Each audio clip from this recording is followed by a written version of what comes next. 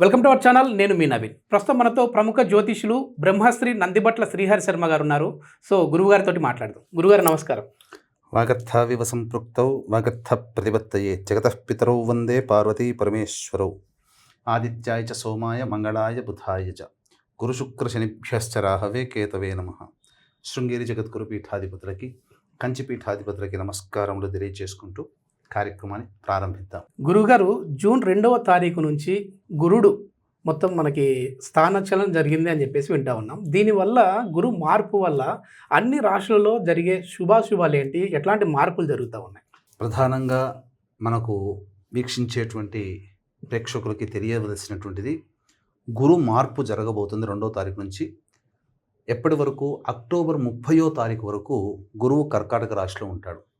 నవగ్రహాలలో నవీన్ గారు, నవగ్రహాలలో అత్యంత శుభకరుడు ఎవరయ్యానంటే గురువు.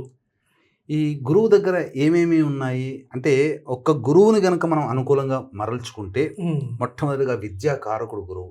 ఓకే. వివాహ కారకుడు కూడా గురువే. ఎందుకంటే గురుబలం ఉంది, లగ్నబలం ఉంది అని అంటారు కదా. పెళ్లి జరిగేది గురుబలం ఉన్నప్పుడే. అలాగే సంతాన కారకుడు, ధనకారకుడు, పనులలో అనుకూలత, కీర్తి ప్రతిష్టలు, ఇవన్నీ ఒక్క గురుగ్రహం అనుకూలించడం వల్ల అన్నీ కూడాను మనకు సంప్రాప్తమవుతాయి. అటువంటి గురుడు తనకు సొంత రాశి అయినటువంటి ధనుస్సు మీనరాశిలో కంటే చాలా యోగప్రదంగా కర్కాటక రాశిలో ఉంటాడు. మీకు ఒక ఉదాహరణ చెప్తాను. ఇప్పుడు మన సొంత ఇంట్లో మనం ఉన్నాం అనుకోండి, మనం చాలా హ్యాపీగా ఉంటాం. అంతే కాకుండా ధైర్యంగా కూడా ఉంటాం. కానీ మనకంటూ ఒక ఫామ్ హౌస్ ఉంది. ఫామ్ హౌస్ లో ఉంటే మనం ఎట్లా ఉంటాం? అక్కడ ఫామ్ హౌస్ అని అంటే సంతోషం, అంతకు మించి ఇంకా ఏముండదు అక్కడ. సంతోషంగా ఉండడం కోసం ఉంటాం. అంటే అంతటి సంతోషంగా ఉచ్చ స్థితిలో గురుడు రాబోతున్నాడు.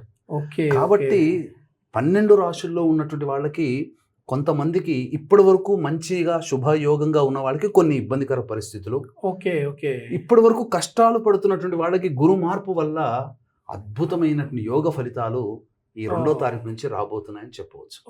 ఓకే గురుగారు, మామూలుగా మనం ఇప్పుడు ఈ 12 రాశుల గురించి మాట్లాడదాము. ఈ 12 రాశుల వాళ్ళకి ఎలా ఉండబోతాం?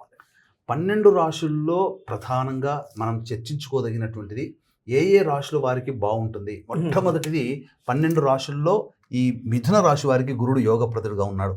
కన్యా రాశి వారికి యోగప్రదుడుగా ఉన్నాడు. వృశ్చిక రాశి వారికి యోగప్రదుడుగా ఉన్నాడు. మకర రాశి వారికి మరియు మీన రాశి వారికి సంపూర్ణముగా ఈ 5 రాశులు అనగా మిథున, కన్యా, వృశ్చిక, మకర, మీన రాశుల్లో జన్మించినటువంటి వారికి వీక్షించేటువంటి ప్రేక్షకులు గమనించాలి. ఈ 5 రాశుల్లో వాళ్ళకి అత్యంత యోగప్రదుడుగా ఉండబోతున్నాడు. మిగిలినటువంటి మేష, వృషభ, కర్కాటక, సింహ, తుల, ధనుస్సు, కుంభ రాశుల్లో జన్మించినటువంటి వారికి కొన్ని గురుగ్రహ మార్పు వల్ల కొంత ఇబ్బందికర పరిస్థితులు అనేటువంటి ఎదుర్కోక తప్పదని గమనించాలి. అయితే ప్రేక్షకులు ఈ చెప్పినటువంటి రాశుల్లో, బాగా ఉన్నటువంటి రాశుల్లో మనము సంతోషపడడం సహజమే.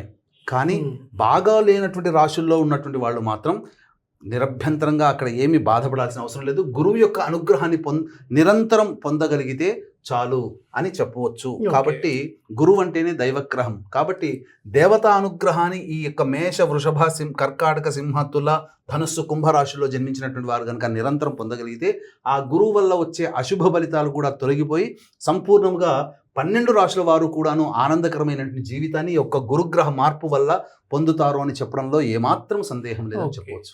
ఎలాంటి పరిహారాలు ఉన్నాయి గురుగారు? అంటే మామూలుగా ఒకవేళ మిగిలిన వారికి బాగోదు, కొంచెం ఇబ్బందికరంగా ఉంటుంది అంటున్నారు కదా, ఏమైనా పరిహారాలు చేసుకోవాలి వారు?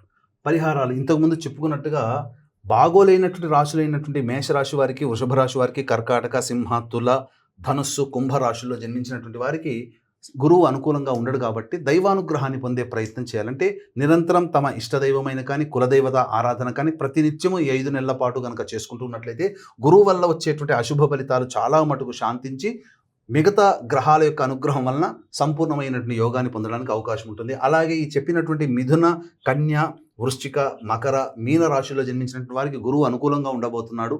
కాబట్టి ఈ గురుగ్రహం అనుకూలంతో పాటు మీరు నిరంతరం దైవానుగ్రహాన్ని పొందితే మరింత యోగప్రదుడుగా మారుతాడని చెప్పడంలో సందేహం లేదు. గురువు గారు, గురువు మార్పు వల్ల వృశ్చిక రాశి వారికి రాబోయే 5 నెలల పాటు ఏ విధంగా ఉంది? గమనించుకున్నట్లయితే నవీన్ గారు, ఈ వృశ్చిక రాశిలో జన్మించినటువంటి వారికి జూన్ 1వ తారీఖు వరకు కూడా అష్టమ స్థానంలో గురు యొక్క సంచారం, ఈ యొక్క వృశ్చిక రాశిలో జన్మించినటువంటి వారికి అష్టమ స్థానంలో గురు సంచారం జరుగుతున్నప్పుడు ఏంటి, చాలా మటుకు ధన నష్టం అనేటువంటిది గత జూన్ వరకు జరిగి ఉంటుంది, 1వ తారీఖు వరకు. అంటే ధన నష్టం అంటే ఎలా అర్థం చేసుకోవాలి? ఎవరైనా అప్పడిగితే మొహమాటం కొద్దీ ఇచ్చేయడం, అవి తిరిగి రాకపోవడం.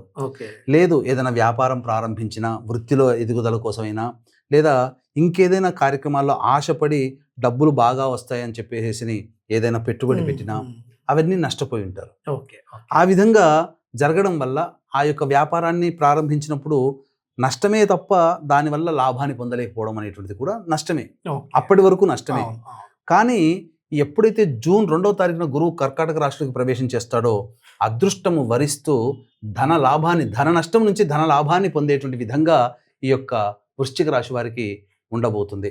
ఈ కారణం చేత వృశ్చిక రాశి వారికి ప్రధానంగా గమనించుకున్నట్లయితే గురువు యొక్క వీక్షణ రాశి మీద ఉంటుంది, అలాగే తృతీయ స్థానం మీద వీక్షణ ఉంటుంది, పంచమ స్థానం మీద వీక్షణ ఉంటుంది. ప్రధానంగా ఈ యొక్క వృశ్చిక రాశి వారు గమనించుకున్నట్లయితే ఈ యొక్క వెయిట్ గెయిన్ అయ్యేటువంటి అవకాశాలు కూడా ఉంటాయి. తీపి పదార్థాల యందు ఆసక్తి, సమయానికి భోజనం చేయలేకపోవడం కూడా కొంత ఓవర్ వెయిట్ అయ్యేటువంటి అవకాశాలు కూడా గోచరమవుతున్నాయి. తృతీయ స్థానం మీద వీక్షణ ఉండడం వల్ల ప్రధానంగా ఇతరుల యొక్క సహాయ సహకారాలు అన్ని విధాలుగా పొందుతారు. కోల్పోయినటువంటి పాత మిత్రులను మళ్ళీ కలుసుకునే అవకాశం కానీ, లేదా కొత్త స్నేహితులు మళ్ళీ వీరికి ఎదురవ్వడం కానీ ఈ యొక్క తృతీయ స్థాన వీక్షణ ప్రభావంలో కలుగుతుంది. అలాగే ప్రధానంగా ఈ యొక్క రాశి మీద గురు వీక్షణ ఉండడం వల్ల ఎక్కడికి వెళ్ళినా ఈ యొక్క వృశ్చిక రాశిలో జన్మించినటువంటి వారికి అనుకూలమైనటువంటి టైం స్టార్ట్ అవబోతుంది. కాబట్టి ప్రతిదీ కూడాను చకచక ముందుకు సాగేటువంటి అవకాశమే తప్ప ఎక్కడ కూడా ఆగి పనులు అనేటువంటివి ఉండవు. అన్నిటికంటే ముఖ్యంగా అంతిమంగా పంచమ స్థానం మీద వృశ్చిక రాశి వారికి సంబంధించి వీక్షణ ఉన్నటువంటి కారణం చేత ప్రధానంగా ఏదైతే ఆలోచన చేస్తారో ఆ ఆలోచన చేసింది వారికి జీవితాంతం ఉపయోగపడే విధంగా ఉండబోతుంది. సంతానం కోసం ఎదురు చూసే వ్యక్తులకి చక్కటి సంతాన భాగ్యం కలగబోతుంది. అలాగే తలచిన పని అభివృద్ధిలోకి ఉండే విధంగా ఈ యొక్క వృశ్చిక రాశిలో వారికి ఉంటుందని చెప్పొచ్చు. తర్వాత వృశ్చిక రాశి వారికి శని అంతగా యోగించకపోయినా గురువు చాలా యోగిస్తూ శుభప్రదుడుగా ఉన్నాడు కాబట్టి ఈ 5 నెలల్లో సంపాదించుకున్నది భవిష్యత్తులో యోగదాయకంగా మారబోతుందని చెప్పవచ్చు.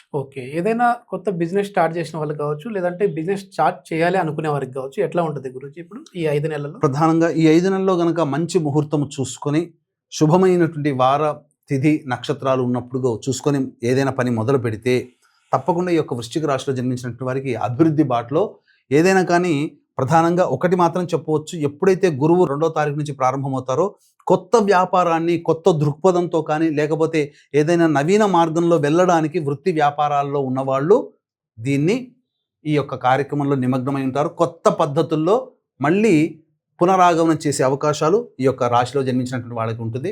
ఉద్యోగస్తులకైతే ప్రధానంగా అదనపు బాధ్యతలు పెరుగుతాయి, ప్రమోషన్స్ వచ్చే అవకాశాలు ఉంటాయి. అలాగే స్థానచలనం అంటే మంచి శాలరీతో మంచి పొజిషన్ వేరే సంస్థలో కూడా వచ్చే అవకాశాలు కూడా గోచరమవుతున్నాయి. ఏమైనా పరిహారాలు ఉంటాయా గురుజీ, లేదంటే అన్ని బాగున్నాయి కదా మాకు అవసరం లేదన్నట్లుగా ఉండాలి? ప్రధానంగా ఈ యొక్క శని వీక్షణ కూడా లాభస్థానం మీద ఉంటుంది శని ప్రభావం వల్ల.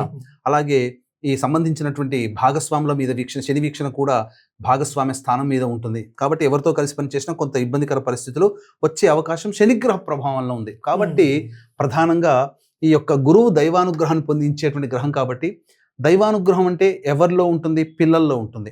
కాబట్టి 12 సంవత్సరాల లోపల పిల్లలకి తినుబండారాలు, వాళ్ళకి ఇష్టమైన పనులు చేయడము, లేకపోతే వాళ్ళకి చదువుకి సంబంధించి సహాయ సహకారం, ధన రూపేణ వస్తు రూపేణ సహాయ సహకారాలు అందించడము, లేదా దేవాలయంలో ఉచిత సేవ చేయడం, ఏదైనా ఒక రోజు మంచి రోజు చూసుకొని, లేదు ప్రధానంగా కుల పెద్దలు, మత పెద్దలు, ఇంట్లో పెద్దవాళ్ళకి, పీఠాధిపతులు, మఠాధిపతులు, బ్రాహ్మణులకి, సన్యాసులకి పాద నమస్కారం చేసుకుంటూ ఉండడం, ఎక్కడికి వెళ్ళినా వాళ్ళ ఆశీర్వచనం తీసుకుంటూ గనక వెళ్ళినట్లయితే అన్ని విధాలుగా ఈ యొక్క వృశ్చిక రాశిలో జన్మించినటువంటి వారికి విజయం సంప్రాప్తమవుతుంది. లేదు ఇంకా గనక దైవానుగ్రహాన్ని పొందాలి అనుకుంటే గనక మన పీఠమాధ్వర్యంలో అధిక జ్యేష్ఠ మాసం శని త్రయోదశి వస్తుంది 13వ తారీఖు రోజున.